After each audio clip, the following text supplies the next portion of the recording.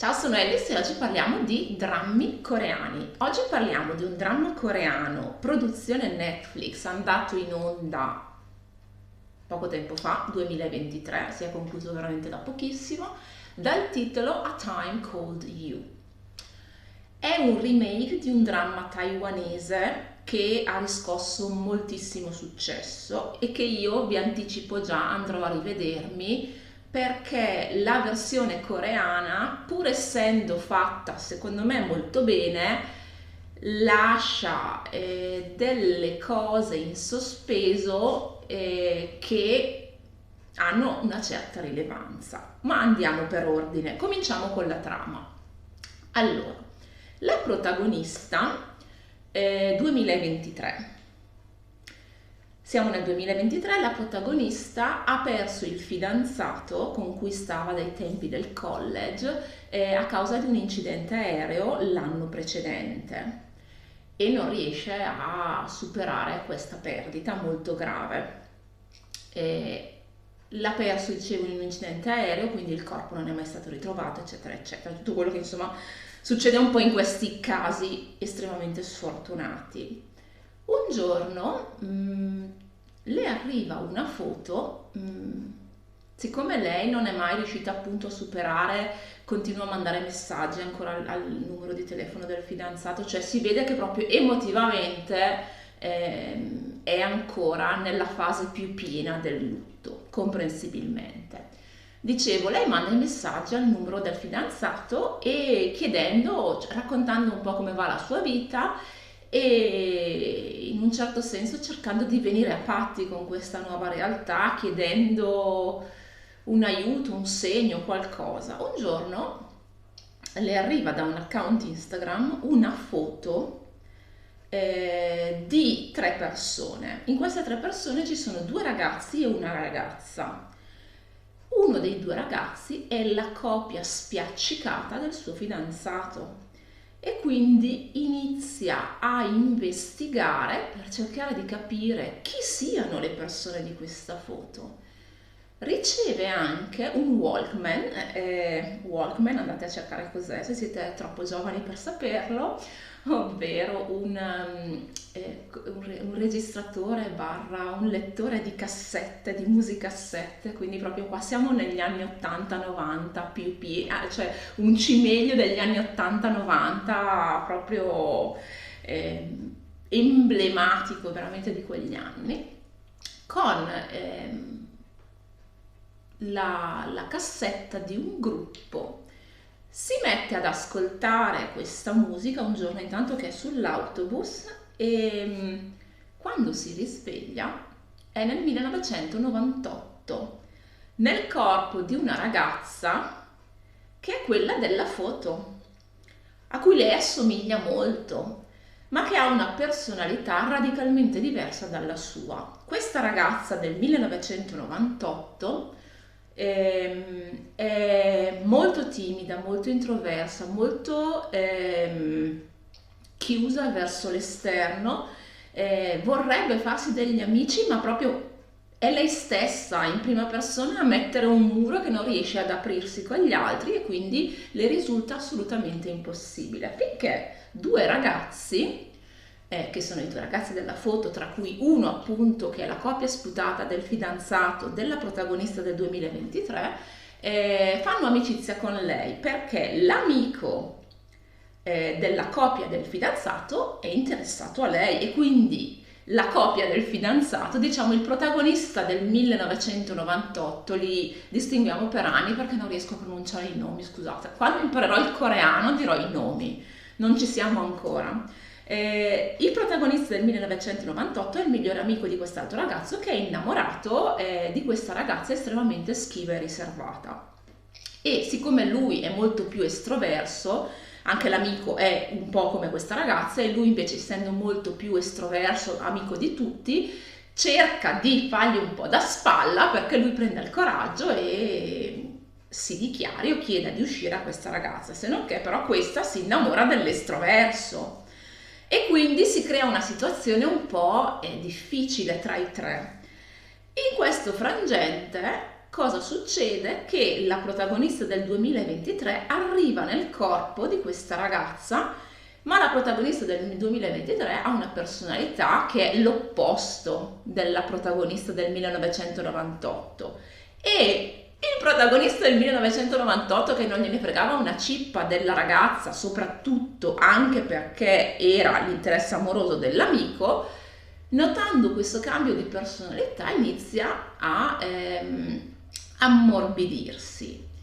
Però c'è un fatto, ci sono delle cose oscure che riguardano il destino di questa ragazza, perché lei si risveglia, corpo 98, personalità 2023, in ospedale con la memoria molto confusa, perché lei si ricorda di essere stata investita da un'automobile, ma la polizia le dice che l'hanno trovata in un campo sperduto con una botta in testa e quindi c'è qualcuno che sembra che la voglia far fuori. Ci sono un po' di avanti e indietro nel tempo, sempre veicolati dall'ascolto di questa cassetta con questo Walkman, in cui lei cerca di scoprire di più, venendo a patti anche, cercando anche di venire a patti con il fatto che il protagonista del 1998 non è il suo fidanzato scomparso, ma è un'altra persona. Nel frattempo viene uccisa anche un'altra ragazza nel 1998 e lei deve fare una corsa contro il tempo per cercare di capire chi è il responsabile della morte della protagonista del 98, che si scoprirà poi muore a ottobre e la cui morte poi causa una serie di altri eventi catastrofici. Nella fattispecie viene incolpata della sua morte l'amico innamorato di lei, l'amico del protagonista del 98 innamorato di lei, che si fa un sacco di anni di prigione e poco dopo essere uscito di prigione si suicida. Avanti e indietro nel tempo, con la protagonista del 2023 che si trova nel 98 e deve venire a patti col fatto che il protagonista del 98 non è il suo fidanzato, anche se ci sono un sacco di atteggiamenti di lui che glielo ricordano. Perché? Plot twist. Il protagonista del 1998 a un certo punto fa anche lui un salto nel tempo. Fa un salto nel tempo però in avanti. Perché nel 2002 lui, allora, dopo il 98, dopo la morte della ragazza e l'incarceramento dell'amico, lui come già era in programma parte per l'America e torna 4 anni dopo. Cerca di andare a trovare l'amico in carcere che non lo vuol vedere e di ritorno subisce un incidente d'autobus. Quando si risveglia è nel 2007, nel corpo di un'altra persona e è determinato a trovare la personalità della protagonista del 2023 nella vita reale e la trova e si mettono insieme. Quindi il fidanzato del 2023, che nel 2023 in realtà è morto, però diciamo quello nella vita presente della protagonista, altri non è che la stessa persona che lei ha incontrato nel 98 nel corpo di un altro. E quindi c'è tutta questa corsa alla scoperta della verità, perché vi ricordo la protagonista del 98 è stata uccisa. Alla fine si scopre chi è l'assassino, si scopre in realtà, o perlomeno io l'ho scoperto abbastanza presto, non perché abbia un'intelligenza illuminata, però viene inquadrato l'attore che è un amico della vita presente della protagonista del 2023, quindi cioè, non è che ci sia proprio questo grande mistero intorno all'identità. Però sembra che tutto l'affare dell'omicidio di lei, della protagonista del 98, sia stato innescato dal viaggio nel tempo della protagonista del 2023 che ha fatto un cambio, che ha portato a un cambio di personalità alla protagonista del 98, attirando così l'attenzione del killer che bla bla bla. Allora, il mio problema, nonostante io sia un amante dei drammi del viaggio che parlano di viaggio nel tempo, perché mi affascinano sempre l'idea delle se fosse come sarebbe stato, ma se fosse andata così, invece è andata così.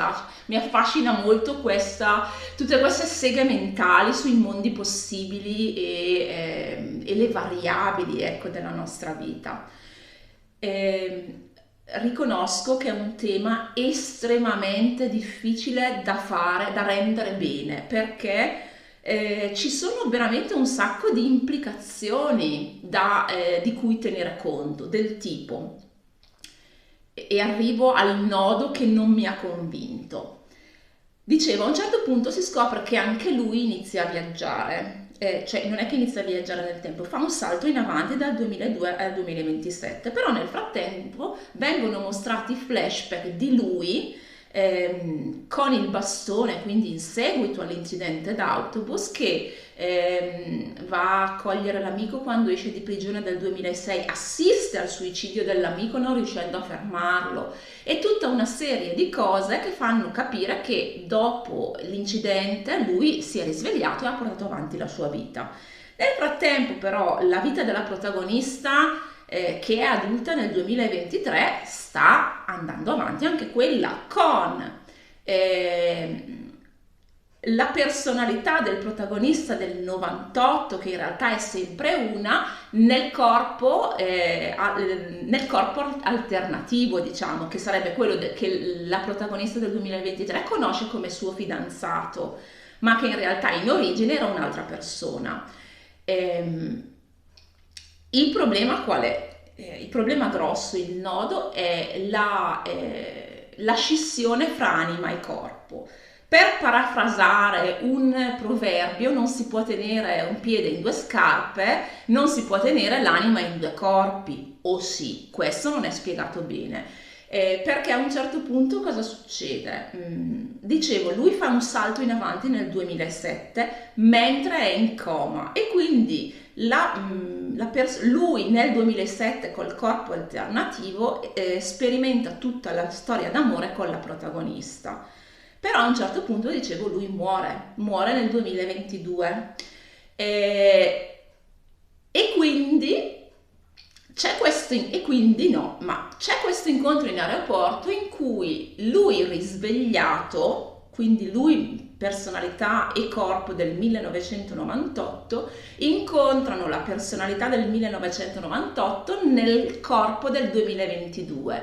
Ma la cosa non è spiegata, perché ehm, quando lei fra virgolette, impossessa del corpo della ragazza del 1998, la personalità è sua, personalità 2023, corpo 1998.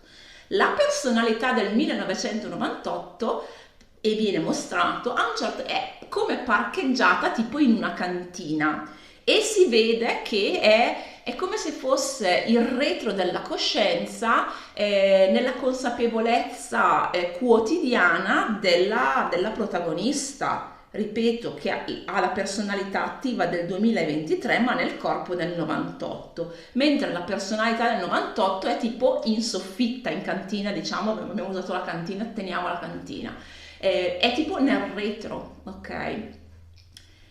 Ehm, Lui prende il corpo del 2022 e lo può abitare perché la personalità del corpo, la personalità che apparterrebbe al corpo del 2022 muore in un incidente stradale, ok? E quindi non c'è più l'anima del personaggio, del protagonista del 2022, quella alternativa intendo. Quindi com'è possibile che a un certo punto la stessa anima del protagonista maschile sia sdoppiata in due corpi? Questa è una cosa che secondo me non sono riusciti a spiegare e che a me personalmente è rimasta come punto di domanda. Poi capisco, per quanto sia intricato, e lo è molto, tutta la storia del serial killer, che si scopre anche lui viaggia nel tempo e possiede, diciamo, il suo corpo ehm, nel passato per portare avanti questi due omicidi. Però viene poi fermato, ma la protagonista del 98 con la personalità del 98, verso cui a un certo punto tutta la simpatia dello spettatore viene meno, perché dicevo, lei è molto timida, introversa, quasi, ma anzi anche senza il quasi, sull'orlo della depressione. A un certo punto vuole addirittura farsi uccidere, pur sapendo quello che le sta per succedere, per rimanere nel ricordo degli altri, quindi diventa lei stessa un po' psycho e un po' manipolatrice.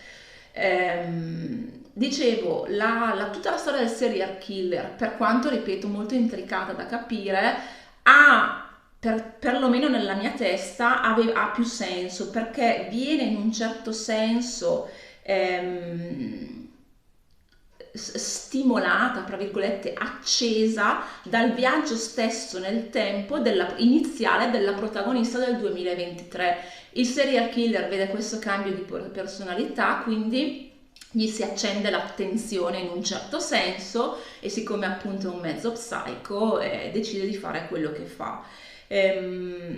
Poi ecco le sorti invece dell'altra ragazza che è stata uccisa prima della protagonista, o le sorti del serial killer stesso, non vengono propriamente spiegate.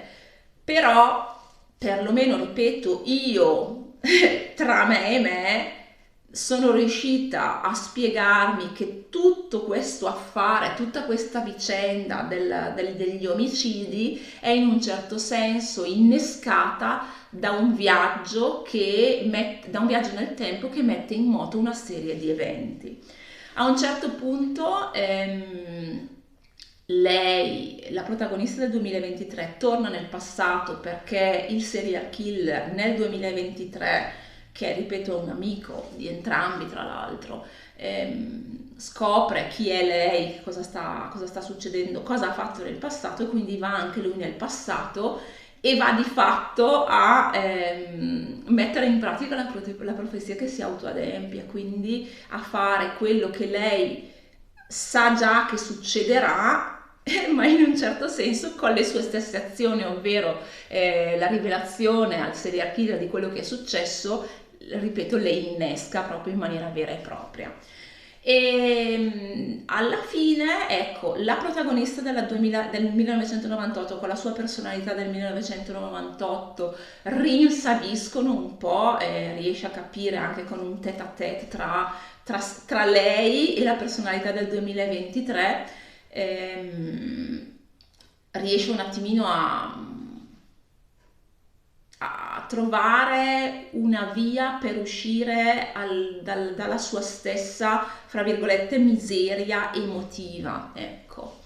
Perché la protagonista, dopo l'assalto, oddio, dopo il confronto con il serial killer nel presente, quando ha ritrovato il protagonista del 98 nel suo corpo acciaccato, quindi col bastone, e quindi si sono spiegati del chi è chi e che cosa sta succedendo.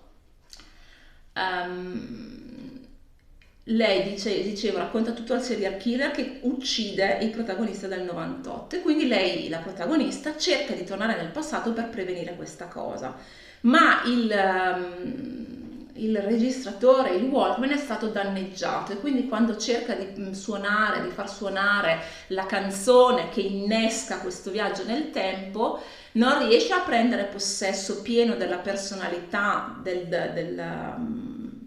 del corpo del 98, ma finisce lei stessa in soffitta.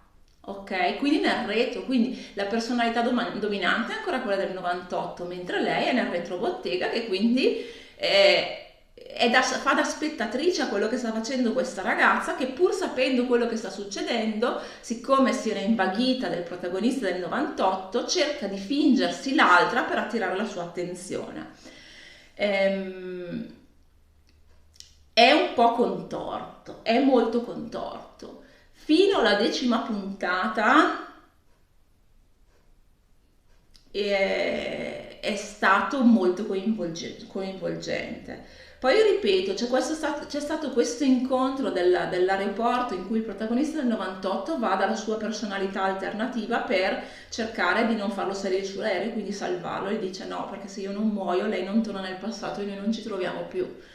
E quindi diciamo aggiunge un tassellino del libero arbitrio negli eventi, nel peso, ecco, dello sviluppo degli eventi, che serve, ma non so se giustifica questa confusione dello splittamento di personalità in due corpi nello stesso tempo.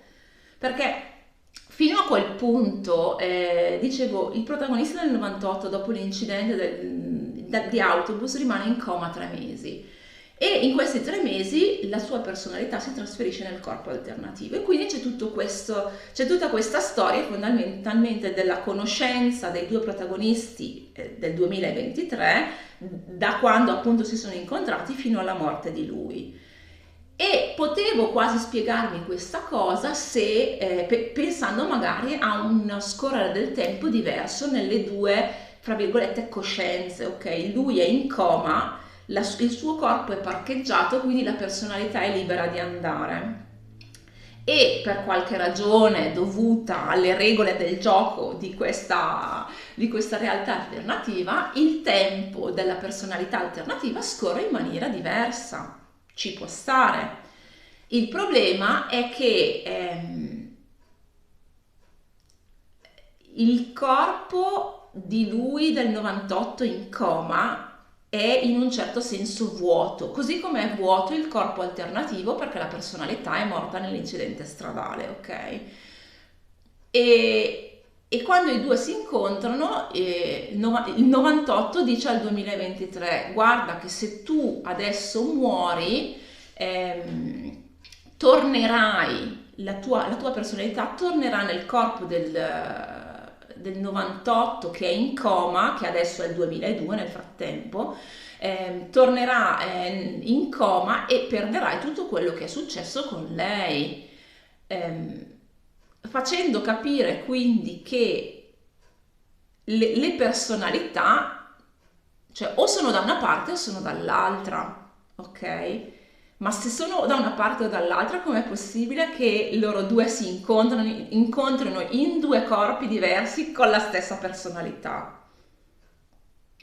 È quello che mi è rimasto sul gozzo, perché secondo me non è un dettaglio, perché ripeto, riallacciandomi alla questione del serial killer, posso quasi capire, e in un certo senso, cioè, mi va anche bene come spiegazione, che tutti gli eventi della morte della protagonista nella versione, che è già una versione parallela in realtà, facciamo nella versione originale, siano innescati proprio da questo viaggio del tempo che appunto causa tutti degli eventi a cascata, ok?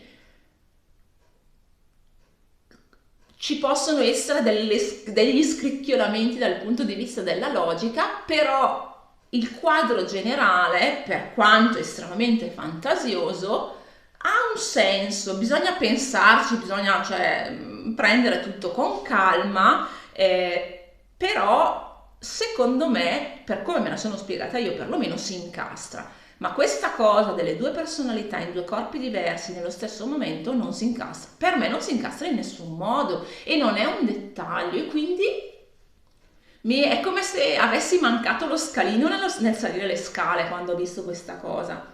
Perché mi sono detta, non è possibile che loro due si incontrino, perché lui in coma si può risvegliare solo quando il corpo alternativo con la personalità in prestito muore, ma il corpo alternativo muore dopo il loro incontro, quindi lui logicamente non si può ancora essere risvegliato e aver vissuto tutti i flashback che ci sono stati mostrati.